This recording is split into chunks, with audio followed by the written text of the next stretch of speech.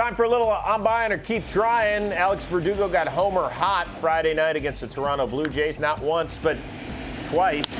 Actually, make it a third, kind of, because he took one away as well. That's kind of a 3-homer night. Afterward, he took to the mic. Oh, did he ever? Because I'm not replacing him. You know what I mean? Yeah, he played here, but this is a game. This is a business. You know, he decided to go elsewhere. I'm not replacing him. That's what you guys say. That's what everybody else says. I'm going out there and playing right field. I'm playing my game. I don't think about Mookie. I think he's a great player. He did a lot for Boston. He's going to do a lot for the Dodgers. But, you know, I think about me being here and what I'm going to do and what I'm going to bring to this team. I'm buying or keep trying with those words. I'm buying, Chris, because it's true. You know, it's just like when Derek Jeter retired and Didi Gregorius had to replace him. It's a miserable thing when you're replacing a superstar. But I think this is a young kid. He's got a talent. He's his own little talent. And you know what?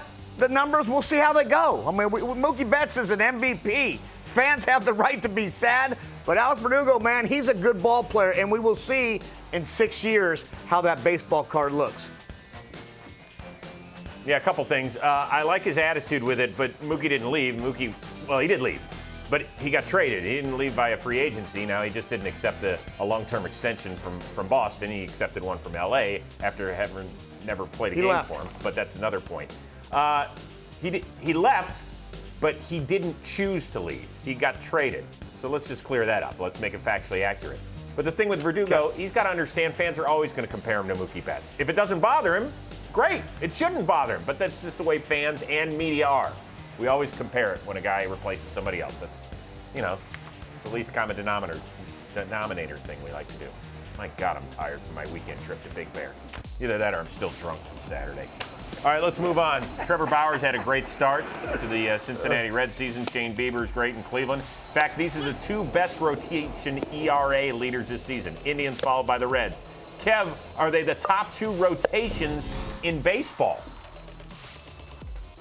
Yeah, complete-wise you can. Numbers are telling you they are, so I'm going to go right with it, Chris. There's a lot of little teams that are pretty good, too, and they're having a good little start. But we looked at this rotation with the Reds starting the season. This is what made this team, in my opinion, a playoff team. Offensively, they had a couple guys, Castellanos and Moustakas, and we know that they're going to hit the baseball. But starting staff-wise, yes.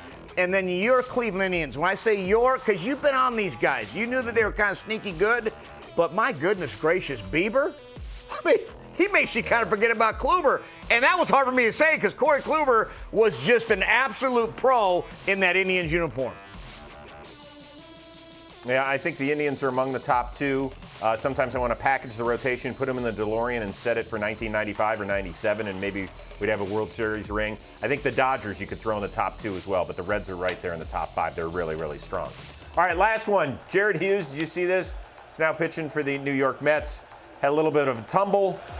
Okay, didn't quite make the play. So when he was feeling bad, we'll just bust out another tape of a Hall of Famer who kind of had a similar little incident. That would be our own John Smoltz. Kev, I'm buying or keep trying that Hughes' attempt to field the ground ball was worse than Smoltzy's. You know what? No. Smoltzy, we know how athletic he is and how he is competition. Smoltzy actually had a nice little scene. I don't think it was worse than Smoltzy because Smoltzy saw for the backhand.